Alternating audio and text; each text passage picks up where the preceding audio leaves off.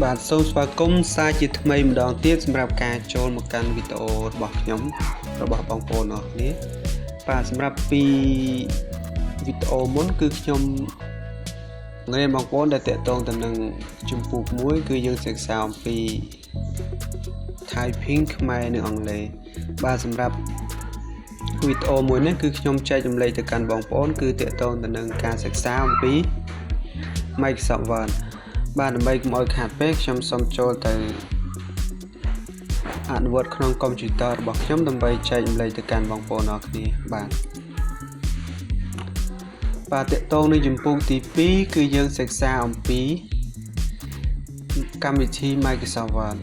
ចំណុចទី1គឺការណែនាំអំពីកម្មវិធី Microsoft Word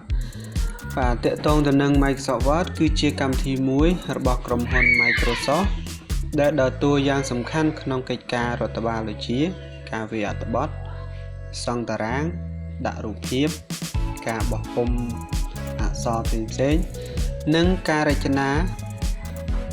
អត្ថបទផ្សេងៗជាច្រើនទៀតបាទសម្រាប់ចំណុចទី2របស់យើងគឺការសិក្សាពីផ្ទាំងរបស់កម្មវិធី Microsoft Word ដែលមានទម្រង់រូបដូចដែលខ្ញុំបានបង្ហាញទៅកាន់បងប្អូនចឹងតាក់ទងទៅនឹងផ្ទាំង background របស់កម្មវិធី Word គឺមានចំណុចតូចៗជាច្រើនដែលយើងត្រូវសិក្សាមានដូចជា menu bar quick access toolbar title bar toolbar restore down minimize close ribbon scroll bar margin ruler ដែលមាន2គឺផ្ទាត់ដេកនិងផ្ទាត់ឆ cursor layout view zoom view work area ដែលមានអក្សរពណ៌តងដែលខ្ញុំបង្ហាញហ្នឹង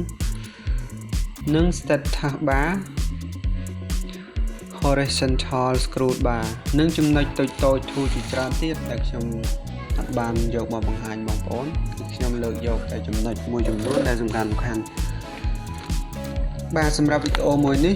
ខ្ញុំសូម slash ទៅត្រឹមនេះសិនសម្រាប់វីដេអូបន្តទៀតគឺខ្ញុំនឹងធ្វើ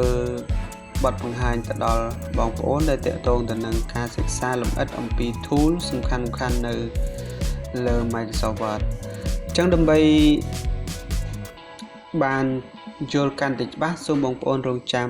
តាមដានវីដេអូបន្ទាប់របស់ខ្ញុំបាទសូមអរគុណសម្រាប់ការចំណាយពេលវេលារបស់អ្នកមកតាមដានវីដេអូរបស់ខ្ញុំតាំងពីដើមរហូតដល់ចប់សង្ឃឹមថាវីដេអូមួយនេះនឹងផ្ដល់អត្ថប្រយោជន៍ដល់បងប្អូនសម្រាប់អ្នកដែលមានបំណងចង់សិក្សាទៅលើកម្មវិធី Microsoft Word ទាក់ទងនឹងវគ្គដំបូងឬក៏យើងហៅថា Basic Word វីដេអូមួយនេះខ្ញុំសូមផ្ញើជូនជាពិសេសគឺទៅកាន់អ្នកដែលមានបំណងចង់សិក្សាទៅលើវគ្គកុំព្យូទ័រ Microsoft Word វគ្គដំបូងបាទខ្ញុំសង្ឃឹមថាវីដេអូមួយនេះនឹងផ្ដល់អត្ថប្រយោជន៍ដល់បងប្អូនដែលតាក់ទងទៅនឹងអ្នកដែលមានបំណងចង់សិក្សាទៅលើកម្មវិធី Microsoft Word ដំបូងហើយដឹងថាតើ Microsoft Word មានចំណុចសំខាន់ៗអ្វីខ្លះសូមបងប្អូនតាមដានវីដេអូបន្ទាប់របស់ខ្ញុំនៅវគ្គក្រោយទៀតបាទសូមអរគុណបាទសូមអរគុណសម្រាប់ការចុច Subscribe Channel របស់ខ្ញុំបើសិនជាវីដេអូមួយនេះមានសារៈសំខាន់សម្រាប់អ្នកនិងដើម្បីទទួលបានវីដេអូមេរៀនថ្មីៗបន្តទៀតអំពីខ្ញុំបាទសូមអរគុណ